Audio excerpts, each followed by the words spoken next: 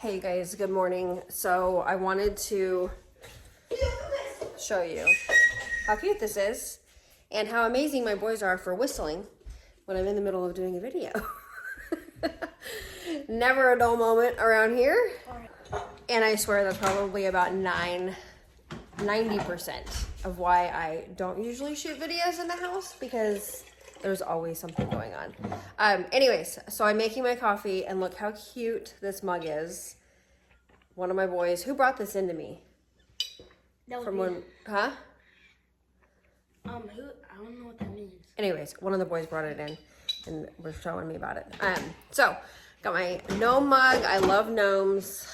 If you guys are going to be around this channel, you'll see a lot of my gnome decorations because I just think they're absolutely adorable. So we are unloading the dishwasher, as you see behind me, and then going to be loading the dishwasher, doing some morning chores. But I also wanted to do a video discussing and kind of going over and showing you the sourdough starter. So when you purchase a sourdough starter from me, I'm going to show you what it looks like, what you do with it, and how to get it active again. Okay, so when you purchase your starter from the website, it's going to come in a packet like this, and it will have a QR code on the front of it. And that QR code you're going to want to scan with your phone. You're going to go to your photos, like your camera, and then act like you're taking a photo. And you're going to hover above that QR code on the front of this, and then it'll pop up with a little message that will say Canva. You're going to click on that, and then it will open up on your phone the rehydration directions as well as the care and maintenance directions. So there's 3 different pages. So the first page is what you're going to focus on right now. Once you have it rehydrated and active and bubbly, then at that point you would want to move on to the care and maintenance part of it. So you can definitely print out all 3 of those and have them handy. I like to have things in like paper version. So definitely feel free to print those directions out. But you're going to start with the first page, rehydration, and then we're going to start with step 1. So once you have that scanned, it's going to come up with your step 1. And so that is going to be adding your starter. It looks like this. And you're going to put it into like a jar. We're going to go ahead and transfer this to like a mason jar. And then we're going to be adding 50 grams of water. And then once that is pretty well coated on all of this, then at that point, we're going to add 50 grams of flour as well. Okay, so you can definitely use like a regular standard mason jar. You can use any jar that you have. And what we're going to do, it doesn't necessarily have to have a lid yet. But we are going to be covering this with like a paper towel and like a rubber band. So you'll definitely want to have that with you if you do not have a lid. And you really don't want the lid on tight anyway. So I would actually recommend a paper towel with a rubber band to cover this during the first initial few steps of our process here. So we're going to go ahead and get this transferred into here. Okay, so this is the amount that's in your packet when it comes. So we're going to take that, and then we're going to measure out 50 grams of water. Okay, and I'll note here too that a scale, you're definitely going to want a scale. So tools recommended for this, definitely your jar, your paper towel, your rubber band, and then a scale, and you're going to want to be measuring it in grams. Once you go further along in this, it really gets a lot more like lenient and flexible, and you can kind of go based off of like feel. But to begin with, I would recommend starting out with like a scale. So that way you're kind of precise. You don't have the skills developed yet to be able to just kind of wing it. So I'm going to go ahead and get warm water, and we're going to get 50 grams measured out here.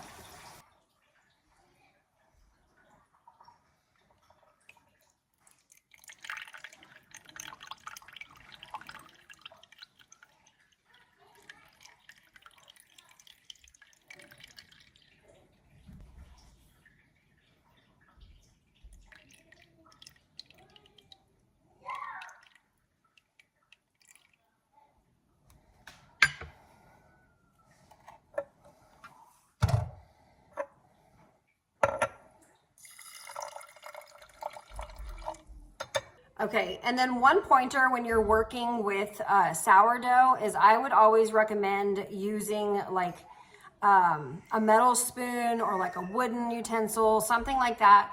Definitely don't use plastic. When you're using it, always use like a wooden or a metal, like stainless steel or something like that when you're working with your sourdough. So let's get this mixed up.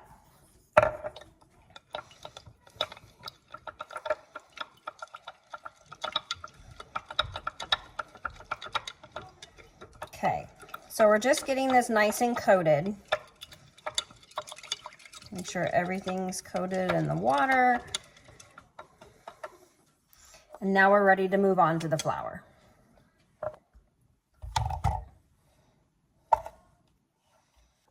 So to start with the flour, I always recommend a all-purpose unbleached organic flour if you can access that.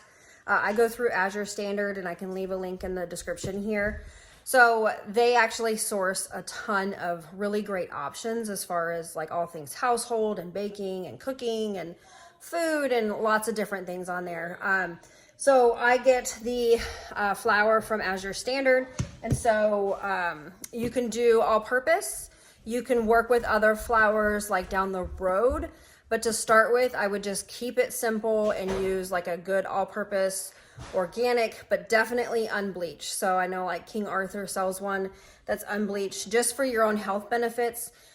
You can use whatever you got, but I would definitely recommend that you switch for health reasons to the organic unbleached if possible. So we're gonna go ahead and put this on our scale here, and then we're going to tare our scale to set it back to 0, and then we're gonna be adding 50 grams of the flour.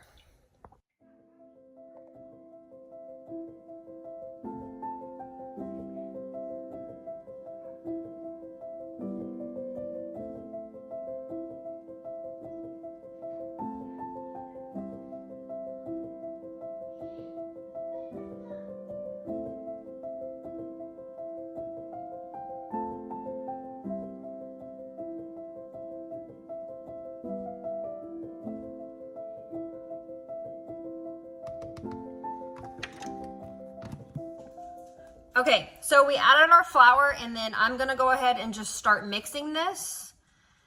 And you'll see that the water begins to mix with your flour here and your starter.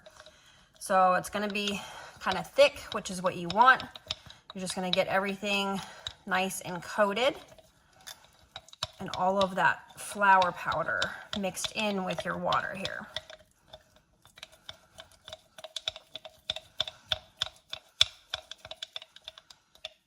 Okay, definitely super thick. You can see here.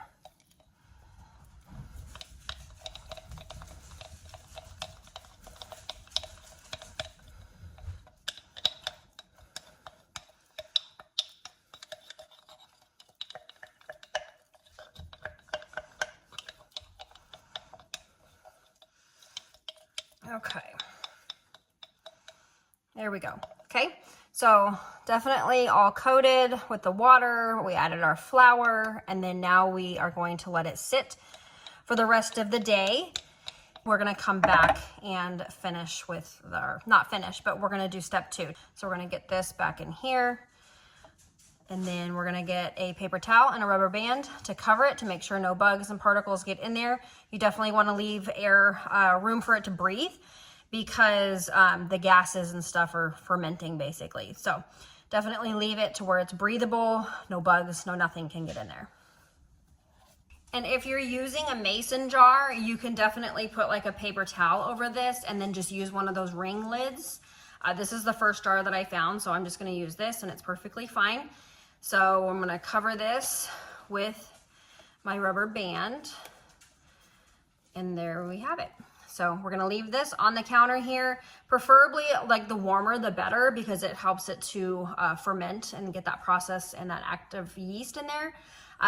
But you can definitely set it on the counter. It's just gonna take a little bit longer. So what I like to do sometimes is I'll actually put it in the microwave, because with the oven light and things that I'm baking, and typically, especially in like the fall and winter, the oven is definitely gonna be warmer than just sitting out here on the counter. So that's kind of just a tip or just like a little nugget there. It's not necessary.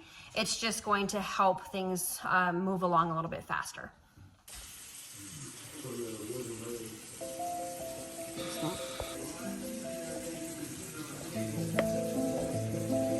Keep going.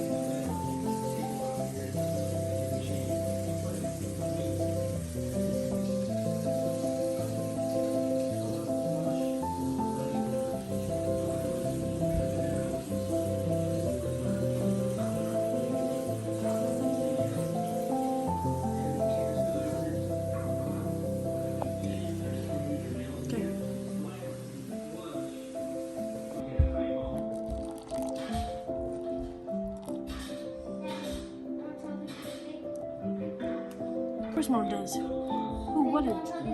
Okay. Okay.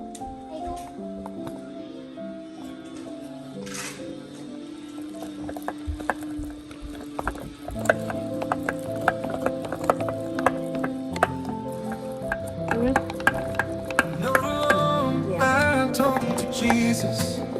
I don't walk alone. I walk with God. I give my life to Jesus. I depend on Him when I go to bed, and when I wake up, I feel the presence of Jesus here near me. I'm not alone. I talk to Jesus. I don't walk alone. I walk with God. I give my life to Jesus. I depend on Him when I go to bed, and when I wake up, I feel the presence of Jesus here near me. I'm not alone. I talk to Jesus. I don't walk alone. I walk with God. I give my life to Jesus. I depend on Him when I go to bed, and when I wake up, I feel the presence of Jesus here near me. I depend on Him when I go to bed, and when I wake up, I feel the presence of Jesus here near me. God of Abraham, Isaac and Jacob, He is also my God. I am never alone. God of Abraham, Isaac and Jacob, He is also my God. I am never alone. Whoa, I depend on Him when I go to bed, and when I wake up, I feel the presence of Jesus here near me. Oh, I depend on Him when I go to bed, and when I wake up, I feel the presence of Jesus here near me. I depend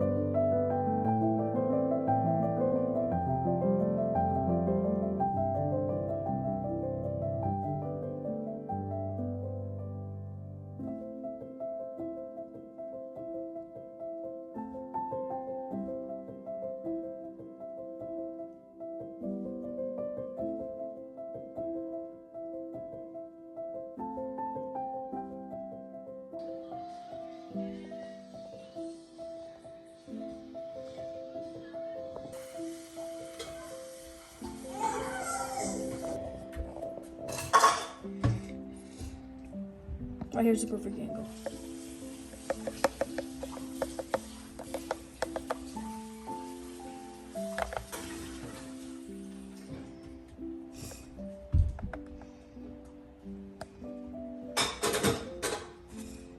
You want to go slow because it's hard to get flour back out?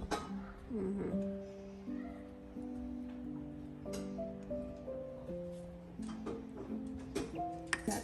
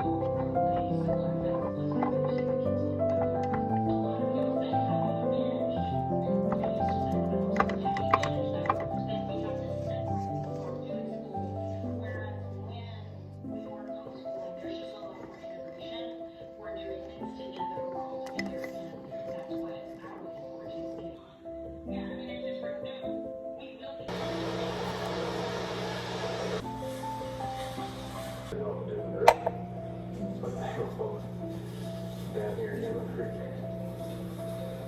Where'd he go? I can't see him now. There he is.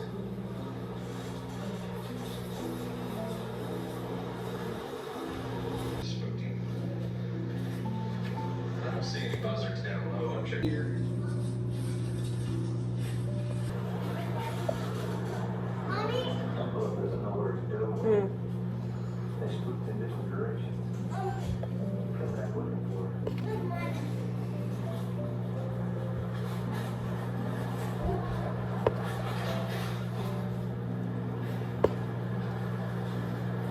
Cool looking buck though. He looks like he's really close. He's pretty good distance